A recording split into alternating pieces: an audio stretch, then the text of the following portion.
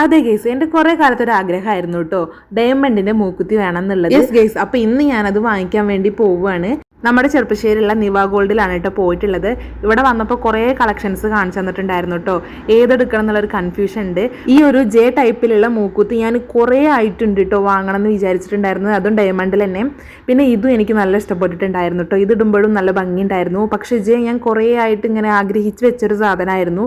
എൻ്റെ അടുത്തും J type തന്നെ ആയിരുന്നു, പക്ഷെ അത് ഗോൾഡിലായിരുന്നു കേട്ടോ. പിന്നെ അത് ഇത്ര ഫിനിഷിങ് ഉണ്ടായിരുന്നില്ല. ഡയമണ്ട് ആകുമ്പോൾ കുറച്ചുകൂടെ ഫിനിഷിങ് ഉള്ള പോലെ തോന്നി എനിക്ക്. പിന്നെ ഈ ഒരു ചെറിയ മൂക്കുത്തി ഞാൻ വെറുതെ ഇട്ട് നോക്കിയിട്ടുണ്ടായിരുന്നു കേട്ടോ. നല്ല രസമുണ്ടായിരുന്നു. എനിക്ക് ആ 2 എടുക്കാൻ തോന്നിയിട്ടുണ്ടായിരുന്നു കേട്ടോ. ഈ ചെറുതല്ല, നേരത്തെ കാണിച്ച ആ ഫ്ലവറിൻ്റെയും പിന്നെ ജെയും 2 എടുക്കണം എന്നുണ്ടായിരുന്നു.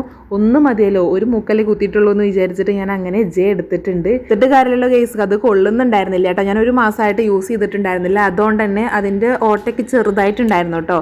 അപ്പോൾ ഈ ഡയമണ്ടിൻ്റെ കുറച്ച് വലുതാണ് അതിൻ്റെ ആ ഒരു കാലൊക്കെ വരുന്നത്. അപ്പോൾ അവിടുത്തെ ആളെ ഇട്ടുതരാന്ന് പറഞ്ഞിട്ട് ഇട്ടുതരുമായിരുന്നു. ഇട്ടുതരല്ല, അത് നമുക്ക് ഇങ്ങനെ എന്താ പറയുക, കമ്മലോണ്ട് തന്നെ അങ്ങനെ കുത്തുമല്ലോ, അങ്ങനെ ചെയ്യുമായിരുന്നു കേട്ടോ. ഭയങ്കര വേദന ഉണ്ടായിരുന്നു.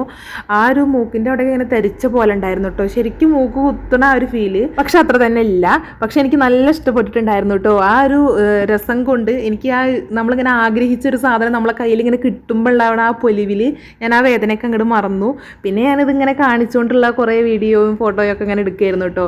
കുറേ കാലത്തൊരു ആഗ്രഹമായിരുന്നു കേട്ടോ. അത് കുറേ കാലം എന്ന് പറഞ്ഞാൽ ഞാൻ മൂക്ക് കുത്തിയപ്പോൾ മുതൽ എനിക്ക് ഡയമണ്ടിൻ്റെ വാങ്ങിക്കണം എന്ന് നല്ല ആഗ്രഹം ഉണ്ടായിരുന്നു.